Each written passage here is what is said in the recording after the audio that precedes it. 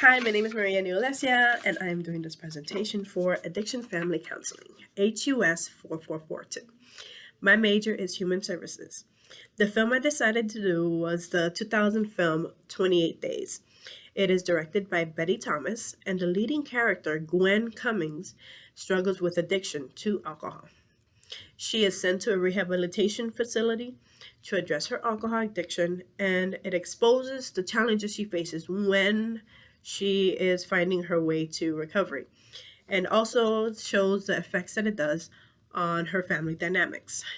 We will explore different theories and interventions that could have helped, and also what challenges we would have faced. The addiction. Gwen struggles with alcoholism. It is a central element of the story. It is a chronic disease, and it's by deep dependency. She depends on it very badly. For Gwen, alcohol becomes a coping mechanism, a way to escape her emotional and her feelings of dread.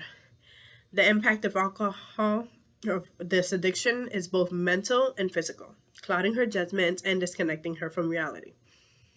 When intoxicated, she loses all inhibitions, showing no concern for the world around her. Her alcoholism not only affects her personally, but it gives a strain for her family and her relationships. Consequences of the addiction are felt by her sister and her romantic partners. Alcohol, it serves as a temporary escape for her inner struggles. It isolates her from the people who care about her most. At the rehabilitation center, there are different other addictions that we are introduced to, and it illustrates the widespread of substance abuse. The family dynamics. In this film, the dynamics with Gwen's family are revealed through several interactions. Her mother played a key role in Gwen's introduction to alcohol. Her mother was the main influence, showing Gwen the appeal of alcohol. This is shown by the different memories that she's had throughout the movies, especially ones where they're having fun when during her childhood, and going down the sled. And her mother was not a responsible adult in her daughter's lives, and was often found passed out by the daughters. Gwen thought it was normal, and this in turn thought, her slapping her mom was something that, she had to do, and it was just something fun to do. Her mother's death was a tipping point that tipped her over to addiction. In contrast, Gwen's sister is assumed the responsible role in the family. She holds Gwen responsible for her actions. But Gwen doesn't really listen, and it kind of puts a strain and tension against them. And Gwen's addiction progresses badly. Jasper, Gwen's boyfriend, would be considered an enabler also, because he encouraged her to keep drinking. The concept of family roles in addiction is vital, because it recognizes how different people react to the addict's behavior, and also enables the behavior. In Gwen's family, the enabler role would go to the mother and her boyfriend, Jasper. The mother was showing her the good part about being drunk, and her boyfriend was telling her to get drunk and, have fun with her during those times. The hero role would go to her sister, Lily.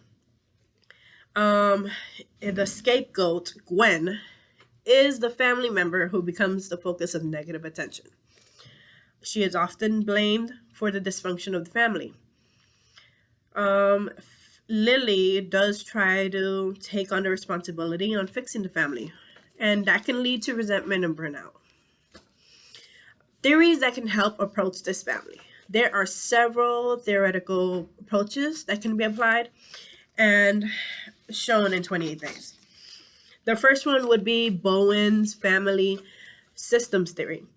The extended family system counseling is most frequently associated with Maury Bowen, and it does suggest that when excessive anxiety and stresses arise within a relationship, it kind of helps the person that is addicted start to be addicted to that substance. So it triangulates that. In Bowen's theory, families function as emotional systems where individuals are interconnected. He emphasizes differentiation. So he believes that individuals need to learn to separate their emotional responses from the family's overall dynamic. Emotional dynamic. This would be important in helping Gwen and her family work through the emotional struggles that they have and establish healthier boundaries. Next, the sequential family addiction counseling. This approach would have helped address the family dynamics and patterns that would have contributed to Gwen's addiction. It would have focused on addressing the family roles, the different ways that the roles would have enabled the addiction. It would have also helped with building communication, so that way it wouldn't have given a strain between Gwen and her sister. They would have also learned how to empathize and support each other instead of bringing each other down.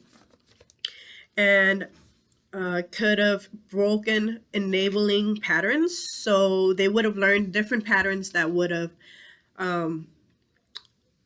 they could have stopped so that the addiction wouldn't have happened.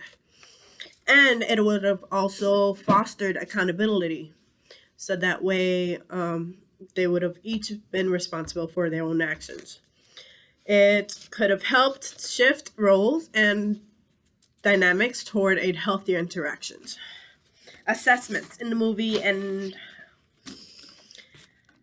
how it would have helped. We do not see formal assessments in this movie being conducted. The only kind of assessments we do get is her being sent to rehabilitation for her addiction, and that's the only identifier. The assessment is based on her interactions and her behaviors and the impact it did to her family. There are several assessments that could have been used in a more structured therapeutical setting. The Clinical Family Addictions Assessment Interview. It holds the greatest potential and it understands the dynamics within the family system, confronting them within the family system, and would have related to self and others' interactions. It also would have promoted healthy and systems-oriented change. The clinical interview process can be used to evaluate and diagnose via family inquiry. Genogram. It would have helped because it is a tool used to map out the family relationships, history, and patterns. They would have been able to see the relationship between her mom's addiction and seeing how it affected her going on.